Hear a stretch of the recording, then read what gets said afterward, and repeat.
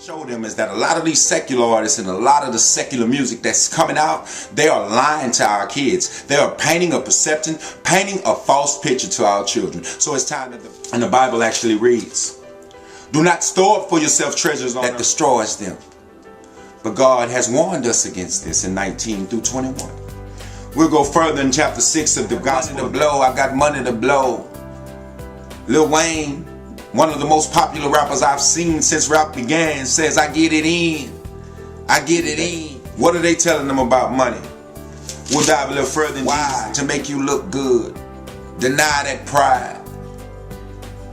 Yeah, you want money to blow just so you can have it to blow, just to make it seem. Are you going to bribe Christ? Are you going to say, Christ, I give you this money, this billion? See, what Jesus is telling the woman, she's saying, I want one of my sons. Answered, if you want to be perfect, go sell your possessions and give to the poor, and you will have treasures in heaven. Then come, follow me.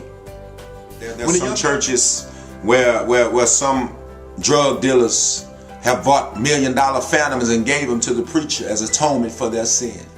Jesus. If you have a youth group at your church, I admonish you.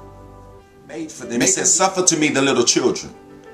But he also says, if anyone makes these, I pray that you've heard from heaven. I pray that God has spoken to destruction. I love you, saints. Ballin leads to falling. Today we're going to minister to the young people today. And what we have to design a method to combat what the devil is doing to our kids that they used to be allowed to look at. There are certain things that they used to be allowed. The messages that were planted into our mind about certain things that God said should not be so. God said, do not fornicate. I'm not judging you because I was guilty of fornication also, but do you want your children to suffer for the same sin that you suffered for?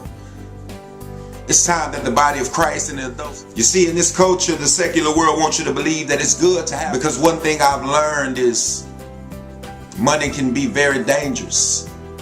You see, I speak of you because I was once part of that secular world. In my mind from that day that no matter what, I was going to get my money. But see, when God humbles you and God brings you back to yourself, he'll show you a dream. They're selling to you an idea that you can have all the excess you want and live the way you want. Actually,